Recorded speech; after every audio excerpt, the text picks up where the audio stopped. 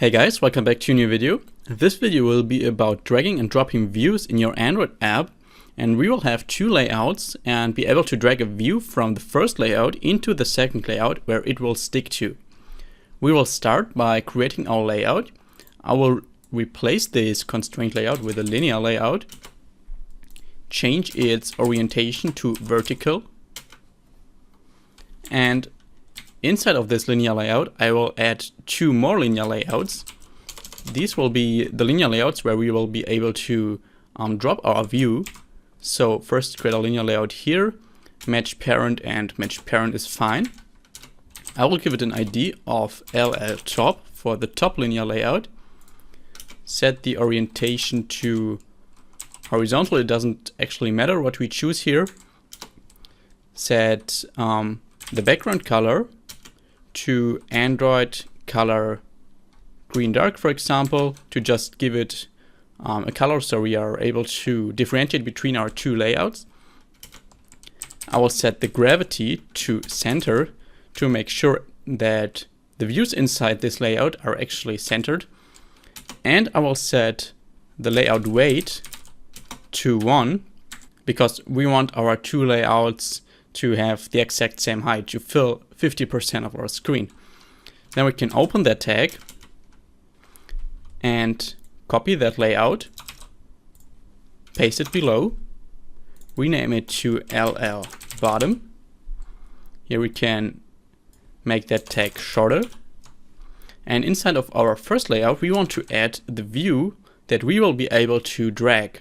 So I will just create a simple view here, set the layout width to 100 dp and the height 2. I will give it an ID of drag view and set its background color to Android black. And make sure to set the layout gravity to center so it is actually centered in our layout. Now we can go into our main activity. And in here we want to create an on long click listener and attach it to our drag view. So drag view dot set on long click listener that will trigger when we hold onto this drag view.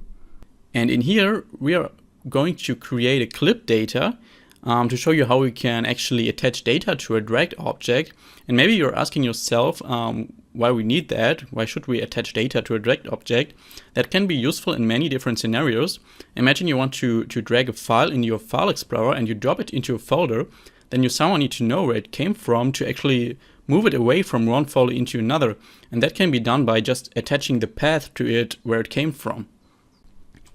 So now we can create a clip data text, clip text, and set it to this is our clip data text, and that will just be the text we will attach to our drag view and which will actually be our drag data.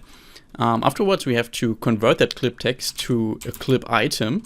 So val item is equal to clip data dot item and put the clip text in the constructor and make sure to import clip data. Then we have to create MIME types. If you don't know what MIME types are, you can think of them as file endings or what kind of data we want to put into this clip data. In this case, it will just be plain text. So we can write val MIME types, and we have to create them as an array because we could attach several MIME types to our clip data. However, in our case, we will just put plain text in there.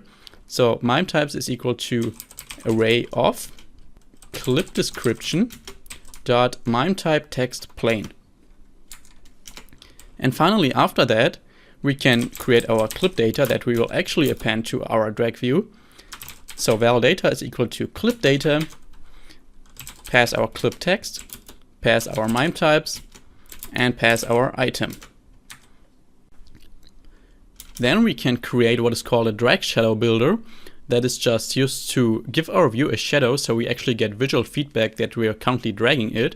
We do that by writing val drag shadow builder and set that to view.drag shadow builder. And in the constructor of that, make sure to import view here. In the constructor of drag shadow builder, we simply need to put the view we want to attach it to, and that is just it here, so our drag view.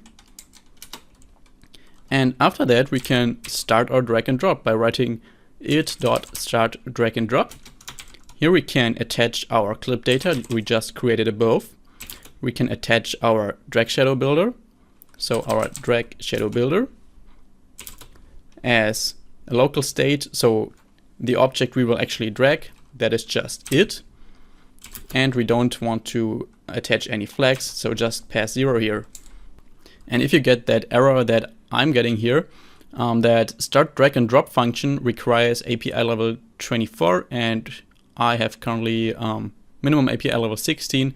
We can easily change that by going into our build.gradle app file and change that min SDK version to 24. Click on sync now, wait for Gradle to end its sync. Then we can go back in main activity, and afterwards the error should begin, as it is here. And finally, because now we started our drag, we want to make our view invisible, so it is not visible anymore in the layout where it came from, and is only visible through the drag shadow. So it.visibility is equal to view.invisible. And finally, we need to return true in this function by just writing true, because this is a lambda function. We don't write return true. Instead, we just write true. So the last line of this lambda function will be returned. In the next step, we need to create what is called a drag listener that we will attach to our two layouts to be able to respond to different drag events. We do it by writing val drag listener and set it to view.onDragListener. Use that lambda function here, view, and I will call this just event. That's fine. And in here we want to use a when expression to respond to those different events. When event dot action. So depending on which action it is, the first event we want to respond to is drag event dot action drag started. In that case, we just want to return whether our drag object is able to accept our drag data. And we can do this by writing event.clipDescription.hasMimeType clipDescription.mimeType text plain. So that will either return true or false, exactly as our drag listener function will do. And in case it can accept the data, it will return true, and in case it cannot, then it will return false and the drag won't even be continued. The next drag event is drag event dot drag entered, which is called when our drag view enters the layout's boundaries. So in this case, we just want to update our layout view by writing view.invalidate and returning true afterwards. Then we have a drag event that we don't want to use here. We still have to use it in our when expression, which is action drag location, but we want to just ignore this. This is not important for us, so just return true here. The next event is drag event action drag exited. In this case, it's actually the same as we had it for the action drag entered. This event occurs when the drag view leaves our layout's boundaries.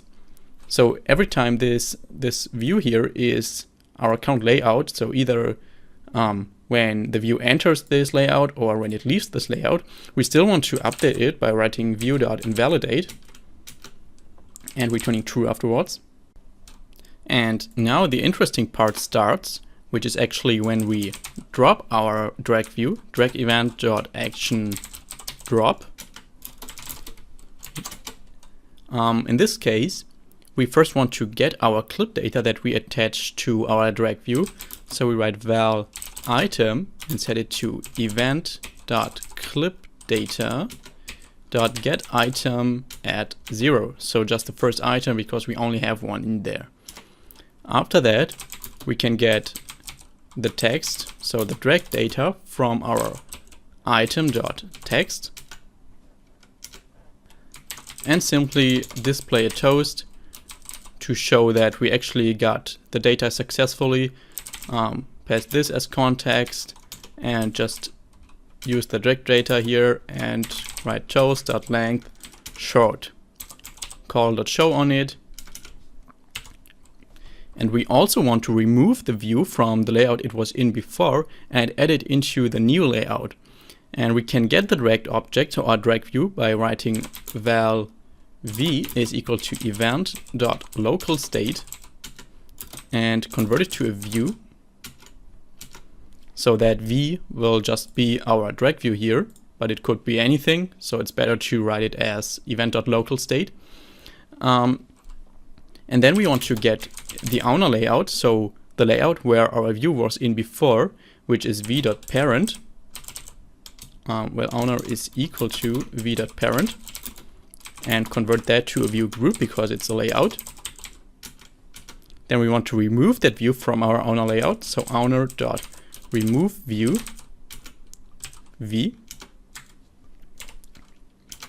Then we take our layout that was where the dragged item was dropped in, which is this view here. And in this layout, we want to add our drag view now. So val destination is equal to view as linear layout, destination.add view v. And finally, we want to turn the visibility of our dragged view back to visible. v.visibility is equal to view.visible, because now our drag view is back into a layout and we want to see it again. Return true after that, and now we have one final more drag event we need to handle, which is drag event.action drag ended. But that's not really complicated. It's just what we already had before. We want to invalidate our view, view.invalidate, and return true. And then we can simply write the else block in our when expression and return false in this case. Then I actually noticed that I forgot to invalidate our view in between we get our drag data and we remove that view from the initial layout. So just call view.invalidate here. Then we can scroll up and add that drag listener to our two layouts. So ll_top dot set on drag listener to drag listener we created below. Press Ctrl D to duplicate that line and change it to ll_bottom. And I think I forgot to change the color of our second layout, so our two layouts don't have different colors to differentiate between them. So I will just remove this and set it to hollow blue light. If you've done that, then we can simply run our app. And as you can see, we have two different layouts, one green layout and one blue layout. And our black box, that is our drag view. If we hold on to it, then we are able to drag it. You can see that drag shadow, that it gets a little bit transparent. And if we drop it into our second layout, then it stays there. The toast shows up with this is our clip data text, and we can drag it back into our top layout and the clip data text will show up again. So I hope this video was helpful for you. If so, please leave a like and comment below. Also, if there is anything I can improve on, please let me know in the comments. That would be really helpful for me. Have a good day. See you in the next video. Bye bye.